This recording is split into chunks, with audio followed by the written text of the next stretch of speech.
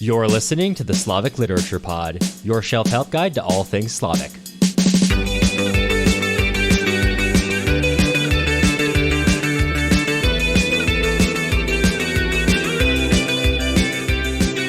I'm Matt Gerasimovich, PhD candidate at Northwestern University, studying Russian literature and film. And I'm Cameron Lalana, a literature enthusiast and guy working in media. We're two friends who met studying in Russia. We like talking about books so much that we made it into a podcast. And the podcast is the podcast for people who want to learn more about Slavic literature, art, and culture.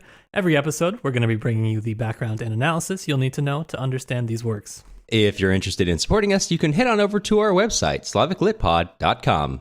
All right, Matt, what are we getting into this week? This week, we have a sort of 2-for-1 special edition episode, which is exciting. That's the value you get from the Slavic Literature Pod. Yes, all value. That's right. This week, we're going to be reading Daniil Kharms' short story, How the Old Woman Was Shopping for Ink, or some variation of that title, depending on the translation you're reading. This week, we're joined by special guest Maya Vinokour, who's here to talk about this story in the context of her new book, Workflows, Stalinist Liquids in Russian Labor Culture. Maya is an assistant professor in the Department of Russian and Slavic Studies at New York University and the author of the aforementioned book, Workflows, Stalinist Liquids in Russian Labor Culture. Her interests include Stalinism and Nazism, late Soviet science fiction, post-Soviet media, and the global far right. She recently published an article in Jacobin on a phenomenon she calls lifestyle fascism. Maya, thank you so much for joining us. My pleasure. Thank you for having me. We had well, it's hard. We had a joy reading your book, but it was it's given us a lot to think about, I think. Yeah. So I'm excited to talk about it. Yes. Great. So thank you so much for getting it to us. And I'd like to mention for all of our listeners who cannot see what we have, you should look up the book because it has some of the best, I think, cover art of any of the books we've ever covered on this. I'm a sucker for sort of this era of art, but it's just great. Yes, me too. Yeah, Cornell did an amazing job. Yeah. But yeah, super excited to get it. So thank you.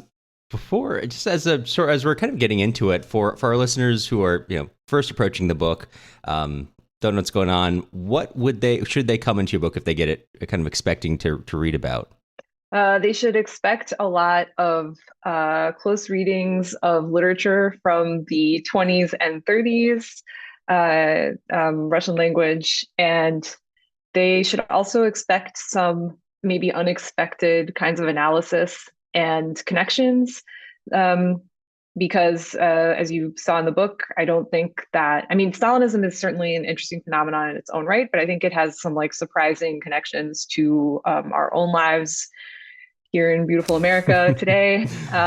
So that's, yeah. So if you want to learn more about this period in history, or you want to learn, just some theoretical implications of that history for the present day, those are things you can get from my book.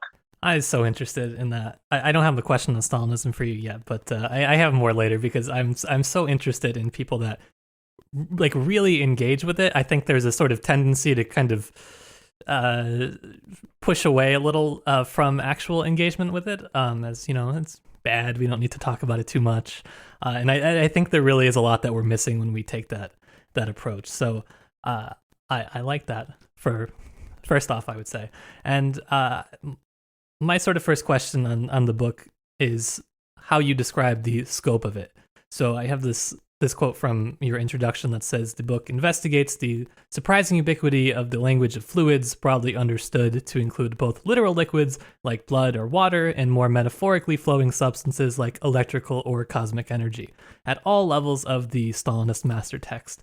So I'm kind of curious what led you into this framework for analysis. Liquid, I think it's a very interesting and unique sort of approach to trying to understand this. And honestly, as I was reading this, I thought, yeah, that makes a lot of sense. There are a lot of these references throughout all of these works. Well, that's actually what got me there is just, I wasn't looking for it, but reading a lot of the texts that I had been reading for years. For example, Kharms, I'd been reading for I've been reading Kharms since I was a child because he was also a children's author. And just looking at these texts in the historical context of the 20s and 30s, which I became interested in pretty early, in grad school at some point, and just realizing that there are all these why are there so many references to liquids? Like, how far does this go? Is it just in somebody weird and sort of marginal like Kharms, or can we find it elsewhere? And like, then the more I looked, the more I was like, oh my God, all of the work of, for instance, Andrei Platonov, where like so much of his work is about energy or flow or water channeling. Then you look at like socialist realist works, and then you realize, well, actually the socialist realist works are partly describing the building projects that were happening in Stalin, that were like hallmarks of Stalinist industrialization. And that's when I thought, well, this is something that is like, it's so generally prevalent in the culture of this period that maybe it's worth investigating like as its own phenomenon. And then once I had that framework, I started to think about like, what does it mean that all of these references to liquids are everywhere? Yeah. That's super interesting. And kind of going on to there's a concept you bring up of flow, which, as you say in your introduction, is developed by the Hungarian-American psychologist Mihai Csikszentmihalyi. Nice. You Thank did you. it. I was trying to figure out how to arrange the questions so Cameron had to say that now. If there's one thing I've learned from working in television news, it's the importance of a pronouncer. So you define flow in your book as the mental state of optimal labor productivity, a timeless and hyper-focused channeling of energy. And for any listeners that sounds a little familiar to you, it's because that was developed in the context of Chicago school neoliberalism and the American context, and you maybe feel and fear that in your own lives and how that works for your jobs. But you also understand this term flow as kind of a strange bedfellow of Stalinism, and I was wondering if you could talk about that relationship, because I assume the kind of subtitle for the introduction is drawn from this concept. So I was curious about the kind of prominent place it has. Yeah, I mean, this was something very unexpected that came out of the book for me. Just like thinking about the way that so many of my frustrations with how work is organized in my own experience and like contemporary American society, it turns out that like drive for optimization, like the idea that human experience should be compartmentalized and like segmented and optimized in different ways. I mean, that's something like Michel Foucault talks about also famously, right? In like Discipline and Punish and other works in that vein. But just the proximity of that desire to optimize human experience, both the experience of work and the experience of leisure, like that is a big underlying motivator for how Stalinist culture constructs itself. I still, despite having written about it in this book, I still don't totally know what to make of that. The fact that these things approach one another in this weird way, but it's definitely just true. Like Mihai Csikszentmihalyi is he's like a corporate psychologist. That's like the type of thing that, I mean, he was also a researcher at the University of Chicago, actually around the same time that human capital theory was being developed at all, which I find like totally fascinating and something that I really want to explore further, actually. Like how much did he and like Milton Friedman and Gary Becker intersect during that period? But anyway, like that stuff has become it's just like cliched in any sort of discourse that you find around like how people should work now, right? People talk about, whether they call it being in the zone, or I mean, Csikszentmihalyi called it being in flow specifically, but just like the types of stuff that he talks about it's just like so for me, it's really reminiscent of this other context that we don't like, supposedly. And yet this is this is supposed to be a doctrine that like leads us all to like greater prosperity, greater enjoyment of our free time, even. It's so interesting. Sorry, I didn't mean to cut you off, Matt, but this, as I was thinking about this, I realized that I'd heard of this before, and because you already made this connection to Silicon Valley, which as working around Silicon Valley and reporting on it, I'm well familiar and we got a good chuckle out of that. This connection between Stalinism and Silicon Valley and this optimization of human potential. But I've also heard it, and like I've got friends who are kind of a little more hippie-ish, and that was where I think I heard the term originally, or they termed it flow state, and they would talk about that as like an optimization of whatever you're doing, and they were more so applying that to like skateboard, getting the flow state for skateboarding. But it's so. Is it surprising to learn your friends might be Stalinists, Cameron? Yeah, for that particular one, I'll have to. It'll be an interesting surprise for them. But like, it's so funny how thoroughly this concept, I think, has not only in business culture but just in casual conversation, and in the ways it does, as you point out, replicate that sort of this Stalinist tendency to, all right, how can we optimize this human experience? And nothing is too small to be optimized either. Think about the ubiquity of the idea of the life hack. Like anything can be anything can be hacked, anything can be disrupted, anything that you're doing. There's so many like versions of this, like you're doing it wrong, this is how you do it right.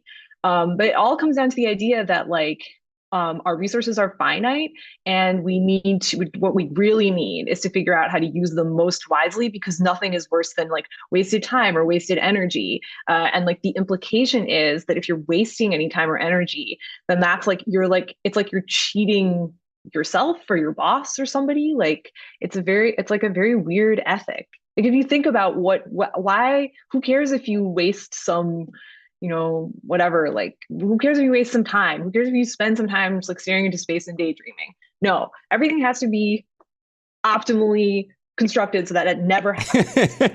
For what? I totally get. I mean, just like recently, I think an interview we were airing was on, AI. AI, I think is such an interesting development on this, because the whole ethos is this, we are going to help do our jobs more efficiently, even though if I remember the studies correctly, like the average American worker does do so much more work. It's just so much more efficient. We've all got nicer whatever setups. We've all got multiple screens. I work on 4 screens at work. But my God. And now you can do more, more with less, but certainly not getting paid more. But so that we're trying to like figure out how to make this less and less space do more and more. So I thought that was such a fascinating element of your book. I was so engaged with that. Yeah, I glad to hear it. Personally too am interested in this, I don't know, call it east-west overlap, if you will. That's kind of what my own personal research touches on a little bit in 20s and 30s too, on how so much of both systems are built on very similar aspects. And for me, I'm most interested in, or increasingly interested in, like advertising and propaganda and that sort of overlap, which is quite similar too. It's just, I feel like a really interesting avenue that has not been explored very much, because it is maybe more comfortable to picture us as different than that bad stuff that was happening over there so many years ago. No, alas. I mean, there's so much interesting cross-pollination, international cross-pollination that is happening in the 20s and 30s, because the thing about Stalinist industrialization, I mean, one of the things I talk about in the book is that Stalinist industrialization was sort of necessity biocentric, in the sense that it was all about the human body, and not, you would think industrialization would be about like machines and technology.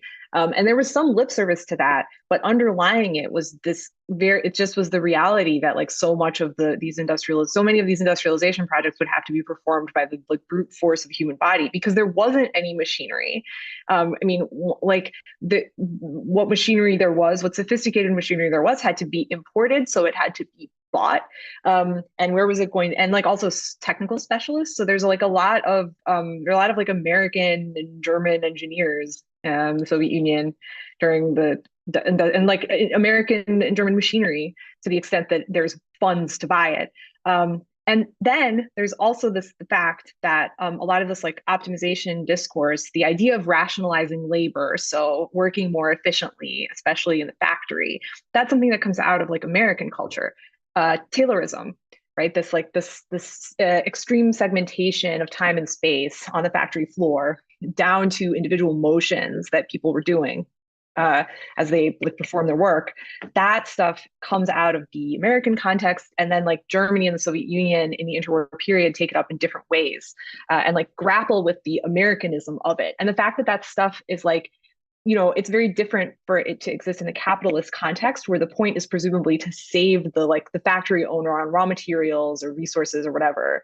Like the Soviet Union, the concerns are very different, but it's very strange actually that same kind of like optimization drive becomes so important. And so then it's not surprising that it would come back in the very, like in America, the place that invented this stuff. Yeah, that's so interesting. You brought up, I forget at which point you bring up Yuri, oh god, I forgot his last name. Yuri Alesha's envy. And we covered that a long time ago, but as we talk about this more, I just like becomes more like this dynamic between this drive to create a better, and this isn't a liquid, but like a better product, a more perfect union of price and nutrition, and then someone who feels wholly inadequate, not able to really catch up with the system, this like this sort of neurosis that develops as a result of that. It feels more than I realized then more relevant in the context of how we're discussing. It's just so fascinating.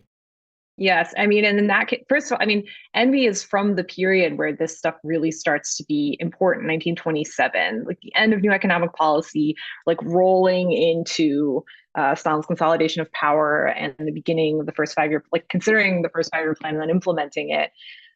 So that's exactly like that's the conflict, and you can tell that that conflict is affecting kind of like all layers of society in that work, because it's not just about the best the best sausage, the like fattest and juiciest sausage that like a Soviet meat plant can produce or whatever. It's also about this like conflict of culture. Like, what will culture look like? Yeah. In this new era. So it's there's no place is left unaffected by these like roiling problems. Yeah, 1927. What a year! The most anxious year, perhaps. What a year! Yeah.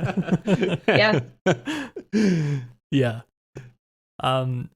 So I think we've kind of touched on this, but I'm kind of interested because of the fact that you work not just in academic spaces, but you seem to be pretty dedicated to publishing, outside of just academic manuscript, paywall journal, the typical academic flair that we do. But you published LA Review of Books, Public Books, just all these other places. And in your introduction, there is this line where you talk about that you're trying to emphasize a certain marker of modernity, a tendency of social and political thought that transcends the Soviet case. And so I'm kind of curious how you see your role as a scholar in helping transcend this particular Soviet case. Like, what is this importance? And, are we doing enough of it, maybe?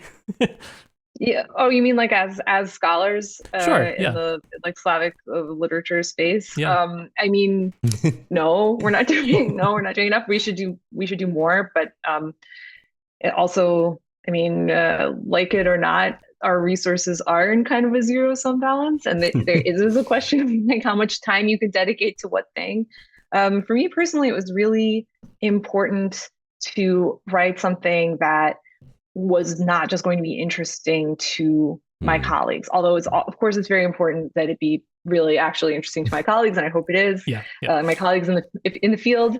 But it was important to me to write something where like someone, I mean, maybe this is like flattering myself, but like to write something where someone could potentially pick it up who didn't know anything about the topic and just get sucked into the intense weirdness and frankly, like just like the similarities between that cultural moment and political moment and other ones in the 20th century and beyond. So even though there's a lot of like specific material in there that again is like hopefully interesting to a specialist, there's also general stuff. So I was trying to combine to the extent that that's possible in an academic monograph, the kind of impetus to speak to a broader audience with deep knowledge of the subject matter. Yeah, I definitely felt that in the book. I like that approach, of course. That's well, I mean, not to the same level, but in some ways what we try to do here. That's why it's nice to have people like you on that can, help us along that path for sure. Yeah, so for any listeners out there, if this has been interesting to you, and I really hope it has, because I think getting people interested in early Soviet literature has been one of the sub-goals of our podcast, you should pick this up. I mean, a lot of stuff we've covered on the podcast before, it's all relevant here, so you should absolutely look it up, and you'll find a link to that in the description of the podcast. Not to mention Magnitogorsk mentioned at least 3 times by my count. We have a strange fascination with Magnitogorsk on this podcast. Any city modeled after our beautiful Gary, Indiana. That's right. Yeah, I mean, obviously, Stephen Kotkin with his, I'm sure you know it, his book on Magnitogorsk is like, that's like the text. but yeah, it's like definitely a fascinating project. We have a poster for you if you It's funny that if you like.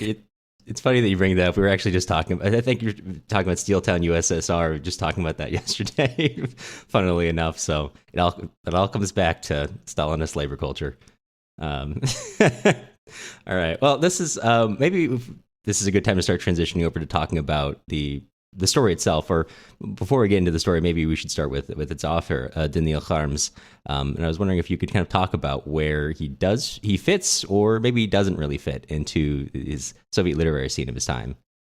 Yeah, I mean, he fits in one way because he is a famous author of children's books. Like a lot of members of the earlier avant-gardes ended up kind of pigeonholed in children's literature by the end of the 20s and beginning of the 30s because they're basically that was kind of the only way that they could make a living doing what they did, namely write or create drawings or whatever, write poetry. So you end up with children's literature that is of surprisingly, even insanely high quality, and it's because all these people who like couldn't basically weren't allowed to work in other more quote unquote serious domains ended up with this as their like primary source of income.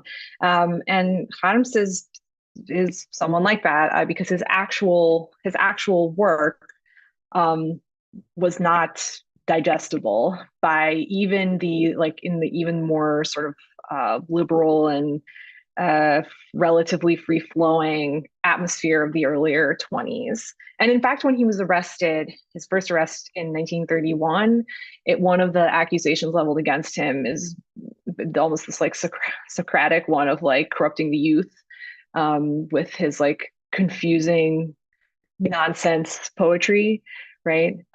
So he definitely doesn't fit, not only because he is not allowed to publish basically, but also because he himself and his friends develop an idiosyncratic artistic self-conception where they are almost deliberately not fitting in, right? They occupy, their group calls themselves the Chinari, which comes from the Russian word chin, meaning rank. So they kind of like appropriate this alternative rank for themselves, like an alternative position outside what is becoming, you know, the dominant official way of writing, even, you know, at the end of the 20s. So yeah. And he's also known, but I mean, I think to the extent that he's known to like American readers, um, he is considered kind of an absurdist writer of like little vignettes, absurd poems, um, little short stories that are very weird. That's how I came to enjoy him personally. It's like as someone with a very particular and odd vision of the world. Yeah, I that would be how I would say I came to Harms as well. That was my at least my preconception of him prior to reading him, and also after reading him, I guess. So, you know. And this is fortunate that we were able to talk about him and our short story in the context of your book, because not only was it a major chapter of your book, but also an article that you had written prior to the book, which is great. So I was kind of wondering if you could elaborate a little bit on his idea of word machines and that sort of linkage to the first 5-year plan. How does this all kind of tie in with the idea of energy, flow, and liquid? I'm kind of interested in, right, like his sort of approach to writing, his sort of ideas and how that connects to your broader points here.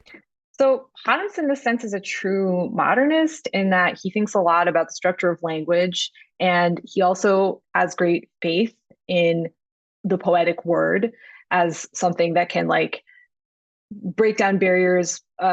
He talks about it as, you know, true real poetry is poetry that you can use like a physical object, like it can break a pane of glass, right? So in that sense, like word machines are, I mean, it's clear that he's thinking about them in the same sort of general context as machines that can be used to perform industrial tasks or like technical tasks, calculation machines, right? So it comes back to it's like this like totemic occult, almost like Kabbalistic faith in the power of symbols, even symbols that don't have necessarily concrete linguistic meaning. So we can, in this sense, tie Kharms to other poets and writers like of his time, like the transrational poets, all these poets like in the early 20th century who were like, what if a poem was just weird sounds? Like what if we conveyed meaning without the like semantic context that we're all familiar with? Also ties into things like defamiliarization, for example, right? Like the idea of dehabituating ourselves from the things that we're like used to aesthetically and therefore perhaps socially and politically. So Hans is coming out of that like broader context of extreme investment in language, which, by the way, mainstream Soviet culture also shared, right? The reason that it became so important to standardize the poetic and more generally fictional word is like you don't do that unless you really think that it has significant power, right? This is something that I like. Isn't that something Mandelstam said, that like Russia is the only like the respect for poets is extreme in Russia? You would actually be like killed for your poetry. I don't know if I'm quoting it correctly, and perhaps it's not even Mandelstam who said it, but I have an association with Mandelstam. But it's a quote I vaguely heard. Yeah, sometime. it's like one of those, it's like floating in the ether. But so that's what Kharms is really like genuinely, sincerely invested in all of that, and for that reason, like he takes the word both not seriously enough for the context that he unfortunately has to live in, and too seriously. That's interesting. Especially, I like a lot of in scholarship. It feels like a lot of value and emphasis tends to be placed on kind of how subversive we can make an artist out to be, especially this time, this era. So something we liked about your book, and in this chapter in particular, is the way when you, as you've said before, that there are definitely overlaps between the public methods, loosely termed a Stalinist method for the purposes of this podcast, and like Kharms' method here of, both of them are kind of talking about these energies inherent in these features. With Stalinism, you have this more work-oriented, like, how do we turn this human energy into potential? Kharms, it's like, how do we kind of turn this word potential into just transformational? And so something we liked is how you talk about with how there are some subversions, but not necessarily everything is a subversion. You kind of right towards the end of the chapter, even where he stages resistance to Stalinist norms, Kharms subjects his own creative production to the dominant ideology of labor, in effect subscribing to the standards of a society that marginalized and ultimately destroyed him. I just wonder if you could talk a little bit more on that, because that's such a fascinating, it's a tough gray area to exist in as an artist. Yeah, I mean, this is the tragedy of existing in an optimization state, like a state that forces optimization on you in one way or another. There is no way to escape the dominant paradigms of your time. We all know that. We can't escape this like life hack stuff. There's no way to get away from it. Even if you vehemently disagree that it's like a good idea, you still have to perform capitalism. You still have to like fill out timesheets. You still have to do reports of different kinds. Like you have to do all that stuff. And Adams like similarly existed in the time that he was born in. And so while it's true, and he writes explicitly about how much he dislikes proletarian culture, and it's like very clear that in a lot of his work, he's like mocking and denigrating that like extreme sort of just like the Philistinism that he perceives as being like the dominant note of the culture of his time.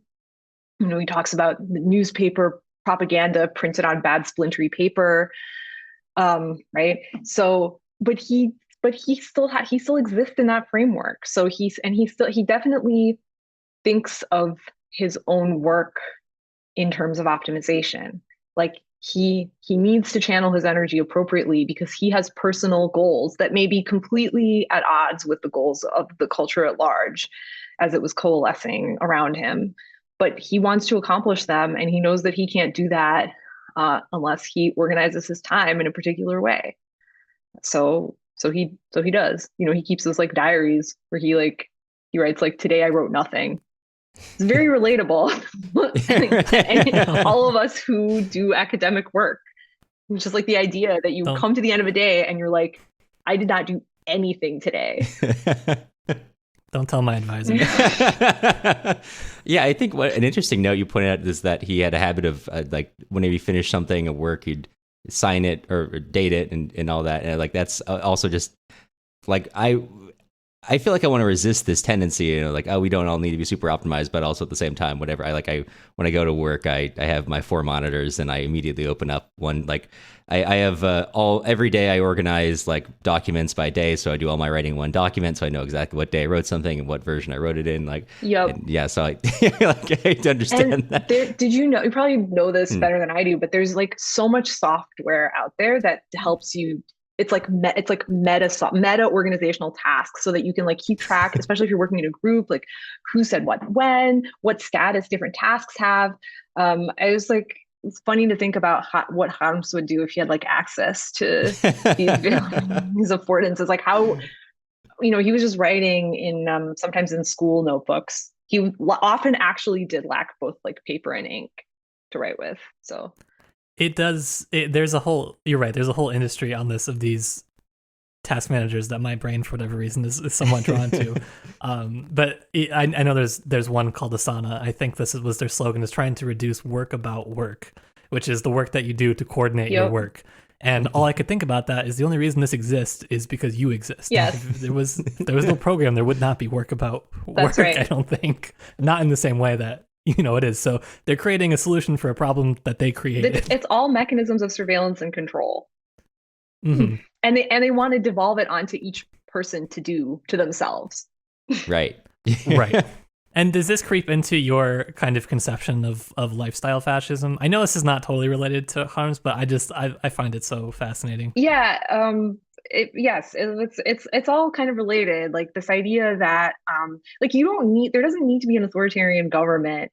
It doesn't need to be like that that like Apple ad like based on 1984 or whatever, where like someone is like telling you what to wear and what to do, because if you make it possible and even necessary for each person to optimize themselves, then there doesn't need to be like a centralized, Stalin type authority handing down orders from above, because each person will again like do it to themselves. One of the things I talk about in the book is that actually these like models for internalizing discipline and developing self-discipline, they are already being evolved in 19th century Russian literature. So like Tolstoy, speaking of, keeping a diary, Tolstoy was a big diarist. He drove himself to like the brink of insanity, trying to record his every thought, to like root out, possible sources of like problems or temptation, or like immorality, right? And like the vocabulary's changed, but these mechanisms are very modern. Like this idea that you would like do some sort of like general inventory of your thoughts and then like take away the ones that are bad. That's the premise of Zametin's We, like the first science fiction novel, right? Like the idea is that in the future it will be possible to inventory our thoughts and then just like remove the ones that are wrong. So it doesn't have to be from above in that way. It can be from below. And that's what I mean when I talk about lifestyle fascism. Just like the fact that the experience of becoming like super ripped or whatever can be it can be like a pleasant consumer experience. It doesn't have to be, you're not doing it like on like some sort of plaza for Il Duce. You're doing it theoretically for yourself, but it's not, but you're also doing it kind of for everyone too. Mm-hmm. Well, and that kind of is again, tangential point to when we covered We at one point, Cameron made this point that I thought was really good about how we will very happily trade our sort of individual freedoms for convenience. And it's, it all kind of starts to tie together in a way that makes it hard to unsee the similarities between what we have now and what we had allegedly been looking at for so long, thinking, oh, this is so bad, this would never happen to us. When, we like to think we're so smart, we're above this, we're above that. No, it turns out. No, I mean, it's partly because none of these time periods are discontinuous or discrete. Like each one is naturally produced by the one that preceded it. So just like none of the 19th century stuff goes away just because the Bolshevik Revolution happened, like none of this or much of the Soviet stuff doesn't exactly just disappear after 1991. Like similarly, just because we're in a new century and we have more sophisticated electronic tools doesn't mean that the like prior forms of social practice or ways of thinking have gone away, especially when people, like contemporary, I don't know.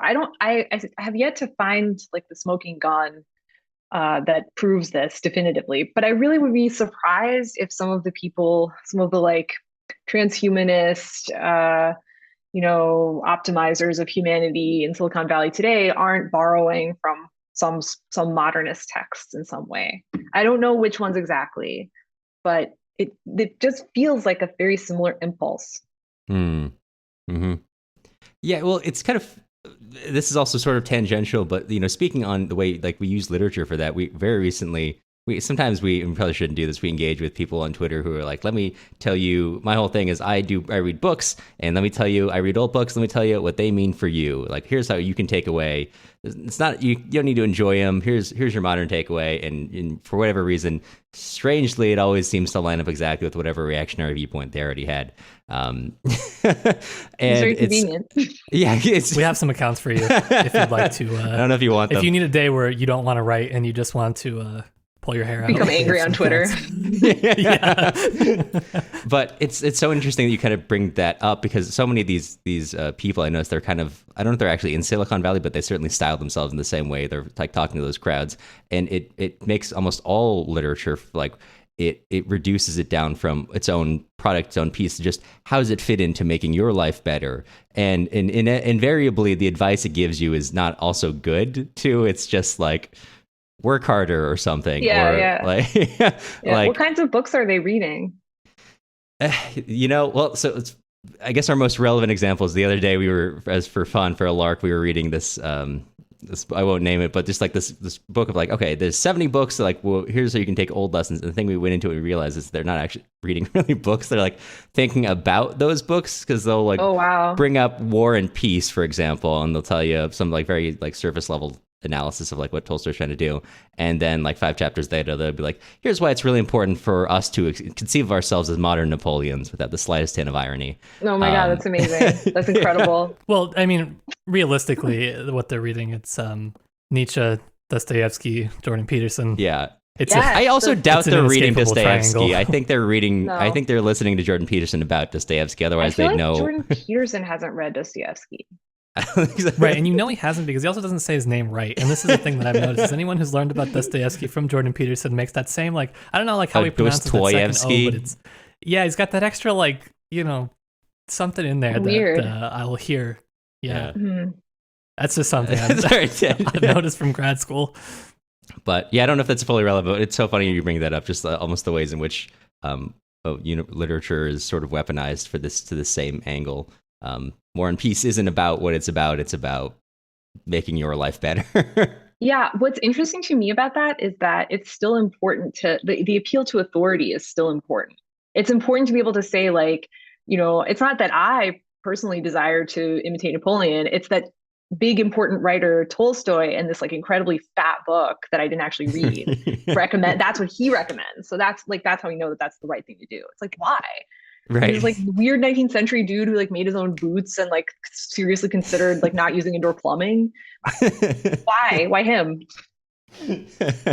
Maybe you just have a really weird fascination with drinking like gallons of kumis, and Yeah. Who knows? Muscle Tolstoy. Yeah. That's a frightening thought.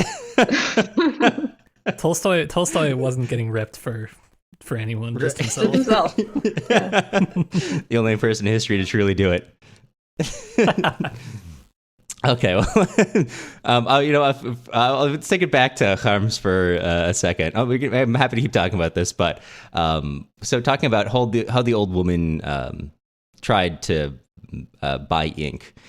Just for people who haven't read it, I'll include a link in the description of this episode to an online copy. But the basic version is there's an old woman, her husband and son have died, who always used to bring her ink, and she's out and she needs to go buy some.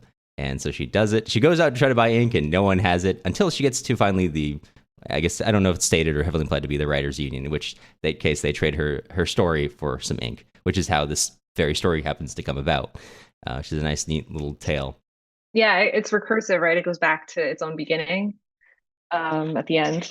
Yeah, which as I understand it, this is sort of a children's tale, and just like the narrative. I don't know. The narrative interest is. I see what you mean earlier when you see like the talent in many of the such work at this time from people who are kind of forced into doing it. Yeah, it's a super interesting story. Actually, I feel like it has a lot of value beyond just being a children's story, or it fits in. It for me, it fits into a lot of Harms's other work. Harms is a really playful author, so it may even his work that's supposedly nominally for adults contains a lot of the same elements that make his work for children so like fun. It's like play with language, absurd situations, unexpected collisions and coincidences. Yeah. I'll have to, I did, like, I felt a little bad sometimes laughing, but there are just some moments where I'm like, this is really, I don't like the old woman. She's like trying to talk to the street sweeper who just keeps accidentally like spraying the water in her direction. I don't know why that struck me as particularly funny, but it did for whatever reason. But one of the elements of the story that kind of interests me is that there's sort of ink is the main refrain throughout the story, but there's a lot of repetitious elements. I mean, the whole story itself is a repetition in itself. But there's also a constant refrain that this old lady must have fallen from the moon. Do you think there's like significance to the phrasing or cultural fascination with outer space of that era? Yeah, I was thinking about that too, because when I was rereading the story just now, that really jumped out at me because it strikes me as being like, it's more than just, the story's constructed around the fact that she's like looking for ink and can't find it. So you sort of expect that element to recur. But I think to me, I didn't think about, fascination with outer space or cosmism or travels to the moon or any of that. There's a lot of sort of like cosmist energy in the very early post-revolutionary period because there's so much discourse about literally building a new world, like the idea of like a new red planet, global revolution. Alexander Bogdanov's science fiction novel Red Star, which is from earlier, but it nonetheless, right? It's like this imagination of socialist revolution as being a global project and therefore maybe a cosmic project somehow. So that I didn't think of any of that when I was reading the story. Instead, I thought about the fact that the main character in the story, the old lady, is someone she's outside of her time in a way. Like she exists, she does not fit into her environment. So we learn early that she lives alone. Her son is grown and gone, and her husband is dead. She says at some point in the story that she used to get ink from her husband, and now he's gone, so he can't be her source of ink anymore. Ties in with this idea of like ink as this like mystical fluid of sexual energy or poetic inspiration also. At the end, when the character who sort of physically resembles Kharms by being like tall and thin and whose shoelaces are constantly coming untied, also I noticed that as a repeated detail too. He keeps tying his shoelaces and they keep coming untied. He's able to give away the ink because the old lady kind of like relinquishes her story to him. So he doesn't need the creative inspiration anymore because he got it from the old lady. So he can afford to give away some of his ink. So that transaction can take place because those are two things of like equivalent value in a way. But her having fallen from the moon, it's like she may as well be a space alien for all that she is able to fit into the new Soviet reality. And we get kind of as she traverses the city in search of ink, we get kind of a tour of the new reality. We see a market that is very abundant with very specifically described food. This is like, maybe it's like an artifact of new economic policy era life, where like there was some private enterprise and like, slightly less sparse conditions.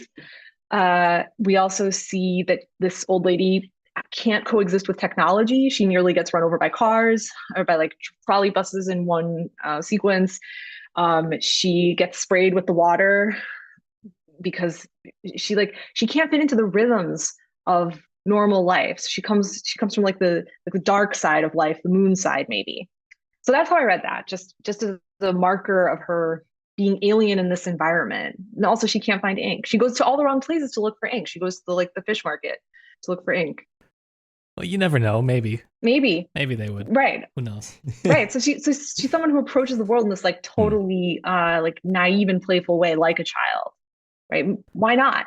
Yeah, it reminded me of like some just this, early poetry on the city and what it was like. And it has this sort of same kind of defamiliarizing aspect to the reader when you're kind of going through it. And although I guess it's, theoretically different because she's an old lady, and so she should have seen maybe a city by now, but who knows? You never know. Lots of people come to the city. She lives in the city, right? She lives in Leningrad. We know. Yes. So she should know. She should know. She should, but she doesn't. But it's like clear she doesn't get out much, right? Mm-hmm. And I think that's fair though, because I think the pace at which everything kind of industrialized, especially in the 1920s, is kind of difficult to comprehend for most people.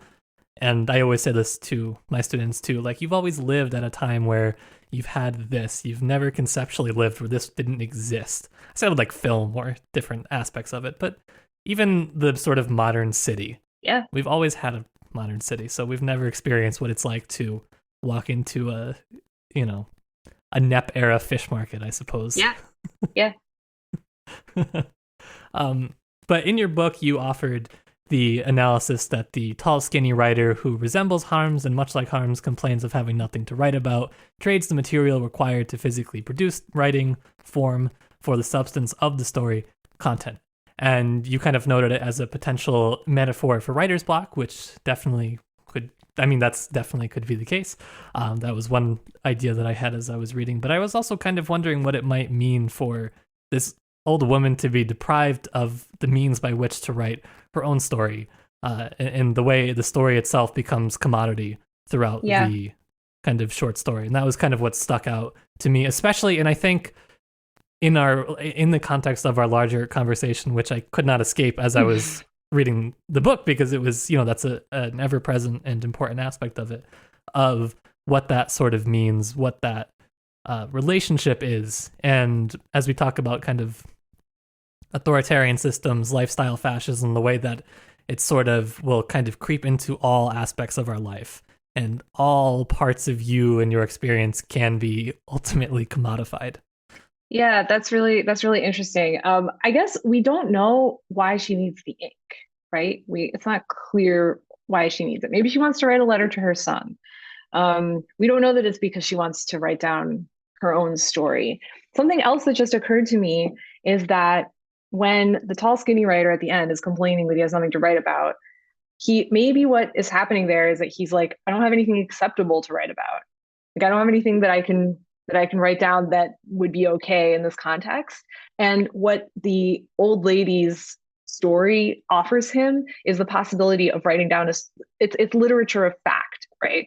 It's the option to write something down that doesn't depart into some like weird nonsense arena, or some like unacceptably fantastical context. It's literally the story of what happened to one person over the course of a single day doing a mundane task. And any fantastical elements can only be attributed to the reality itself. Yeah, that is an interesting thought, right? What does literature of fact look like when you almost like it has the same form, but it's aesthetically it's different than what say Sergei Tretyakov was writing in the 1920s. Literature of fact, it would not have looked like an old lady falling from the moon, I don't think. Sorry, I'm breaking up the flow here, but I don't know, Matt. I don't know if you want to take on the next question. Sure. Oh yeah, because I strung together 3 unrelated thoughts. Yeah. So I kind of have a sort of concluding bridge between the story, I think, and some of the larger things that we've been talking about. Because for me, I do think that in some ways, part of this story, some aspects of the story might be able to be read through this lens of labor, potentially. And there's this really great quote in your conclusion chapter that says, labor has retained this privileged ideological position even amid mass deindustrialization and the outsourcing, de-skilling, and pseudo-intellectualization of most forms of work. And I thought that was a really great, concise way of sort of putting that thought. And I think it's an interesting comparison between how labor might be valorized in, like you said, literature of fact, and how all these different forms, Ochik and everything that's being written at this time that has this sort of documentary bent to it, meshes with how we sort of viewed, especially this was what immediately came to mind, was our essential workers during COVID. All of these like big corporations that were not paying anybody more. Yep. And instead put all their money into making like commercials valorizing like different types. And I don't want to speak too ill of our heroes, because Cameron was a hero during that time. UC Davis put me to work in the sweatshops of their mask making production. Wow. Really? Yeah. Well, in the Oh my God. I was working as a student when the pandemic kicked in, and then everyone was furloughed from their jobs, and they're like, hey, we also need masks for the medical center. So any student who was furloughed, you could go in, and then we were setting up stations. Very interestingly, like kind of tailor stations where we'd have one section for cutting up T-shirts, one section for setting up a certain way, one section for sewing, one section different similar thing for making masks, and then from there into a couple of years of healthcare. So, which amazing makes, and I can tell you as someone who's working in healthcare in the COVID years in person the whole time, that this was a very hollow. I mean, we all know it's hollow, but if you weren't in healthcare at that time, let me tell you, it was indeed very, very hollow. Yes. Sentiment. But anywho. Yeah, so that kind of quote made me think of how relevant it was to just our situation, like literally 2, 3, 4 years ago. I don't know what year it is. Just counting up back to 2020 there. Yeah. Yeah, I had to read that question because I had to thank Cameron for the service. I used to, So I don't know if you saw any kind of connections between this short story. I know it's a little bit hard to talk about one specific Kharms story without bringing in maybe many others, or kind of talk about this in the larger theme of the book, because it touches on quite a lot of different authors. But between that question of labor then and now labor now, I just feel like it is pressing. Stress me out, quite frankly. It stressed you out. Yeah. Mission accomplished. Yeah, I mean, I guess I see, like many other people, I see that there are, it's like that Velvet Underground song where he goes, there are problems in these times, but none of them are mine. Like that's how it feels. Like but not among many other people, I perceive various like terrible, seemingly intractable problems, but I don't have the means to anything other than just kind of like gesture at them or describe them maybe. So I don't know. There just seems to be an irresolvable conflict between the profit motive and the good of the majority. And I don't know what could possibly happen to uncouple those things. Yeah, it's a point well taken. I think especially as you say, the kind of, and maybe I think there is value in bringing this awareness to people because I think maybe sometimes it seems obvious, then you can maybe talk to someone who hasn't really experienced it before, and that it sort of can be a revelation. But yeah, especially as you pointed out, the pseudo intellectualization. I don't know if you had meant something particular, but when I read that, what I was immediately thinking of is how every job now needs a more advanced degree. Yes, every job needs a more advanced degree. It's like because there, I think that I was channeling David Graeber's, the late great David Graeber's Bullshit Jobs book, right? Like just the idea that so much of the work that gets done and paid for is like make work. And yet at the same time, there are just like masses of things that urgently need to be done.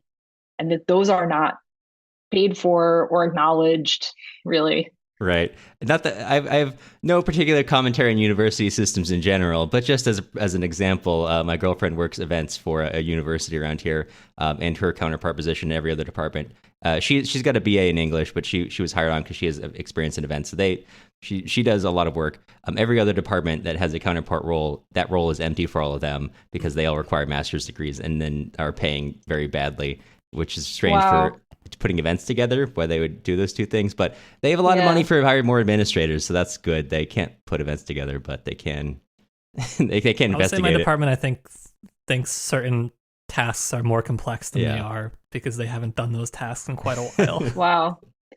Anyway, so not speaking on industries and universities in general, just a random example. Yeah, I mean, I think. Oh, never mind. Mine's not my department. Where you can find it wherever you look, I think. Yeah. So pressing and painful. That's a good question. So as we're kind of wrapping up, you kind of the final question in your book is you pose at this historical phase, what will it take to defeat the ideology that immiserates free societies as easily as totalitarian ones?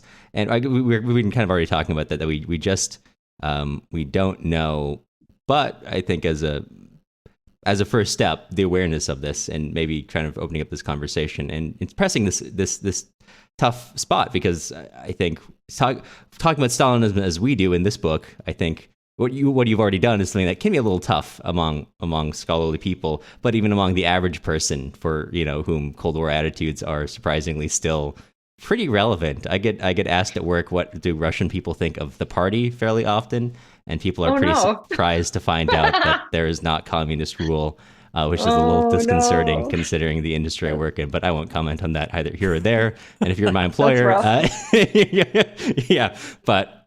so I think. I guess I don't really have a question. Just thinking about that it was going to pose it to you, but we kind of already talked about it. But I do think there is really real value in discussing it in the ways that you do in this book. That's great to hear. I think the best we can do as do our job as scholars, right, and surface stuff that maybe wouldn't be obvious to the casual layperson reader, and explain it in ways that are interesting to look at.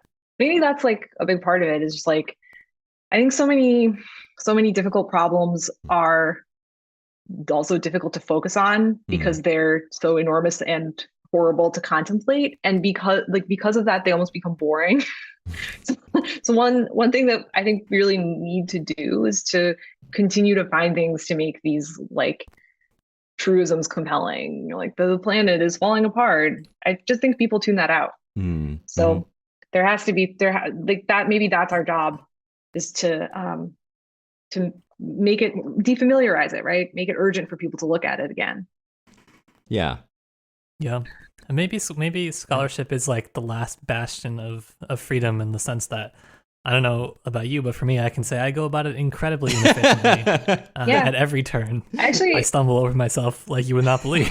I think that inefficiency is actually an enormous part of creative work. This is the thing that I would agree. This is the thing that drives me so insane when I read Csikszentmihalyi, to like go back to the beginning of our conversation, is that he not only does he want to impose this optimization regime on work time, he wants you to only have certain kinds of fun. Because like he like is upset about like rock and roll music or whatever. You're like, because it doesn't like stimulate, or like television. He's like, television is a total waste of it doesn't put you in the flow state. And you're like, but sometimes you can't do that 100% of the time. The body and the mind need rest, and they need just inefficient daydreaming time. I try to explain that to my parents, and they're like, "Well, can't you just write this many pages every day?" And I'm like, "Theoretically, I could. If I just type gibberish, sure." Sometimes I need to spend like a few days just following footnote trails, seeing where I go. That's right. I generate 5 different paper ideas that I'll never write, and then back to the task at hand. Yeah, long live loafing. Yeah. I think that's I mean that's a good place to leave it. That is there are many great points to bring it in here, but most importantly is consider inefficiency as an essential part of your job routine. That's right. Try to make your job and your coworkers' jobs a little more inefficient. Yeah. That's funny. It's also something we're covering in Life and Fate recently. But what's something we usually do at the end of these episodes is we kind of ask, is there anything you want to talk about, some stuff that you've got coming out, people should look forward to? I don't have anything coming out imminently, but like if you liked this, you might love Googling my name and seeing other stuff. So, yeah. There we go. That's your call to action. Exactly. I did see that. I'm always impressed when I see other like people that are like, not that I knew you really before this, although we did work together on one Jordan. We did, yeah. But like when I see other people I know from the field when they pop up different places, and I saw your name in Jacobin just unrelatedly, and I was like, holy shit, that's awesome! Like, thank you. Nice, good for good for the academy. Yes, I hope so. Great. Well, thank you so much for being here today. Thank you for taking the time out of your day. Thank you for this book being sent over to us. It is such a joy to read. Thank you so much. It was really my pleasure to talk to you. I really appreciate your podcast, and thanks for inviting me. Literally anytime. All right.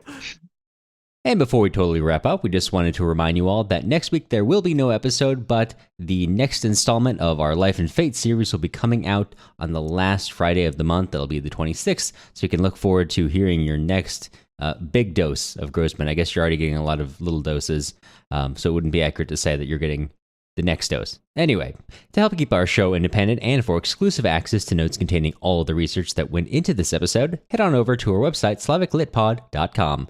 Before we let you go, we also wanted to extend a sincere thank you to all of our current supporters: Camille, Emma, Lauren, Erica, Michelle, Juliana, Diane, Oleg, John, Timex, Melissa, Baron, Aldo, Ben, Gabe, George, Claire, Amy, Allie, Soraya, Jackson, Molly, Emma, Mike, Marianne, Mickey, Eric, Reagan, Mike, Peter, Eric, Ben, Claire, Jeff, Inez, Mai, Robert, Joseph, Daniel, Lou, Nina, Gary, Janice, Mary, Anne, Isaac, Emily, Amanda, Caitlin, Yitza, Irene, and Pakrob. Oh, struggling to get to the end there, but we made it.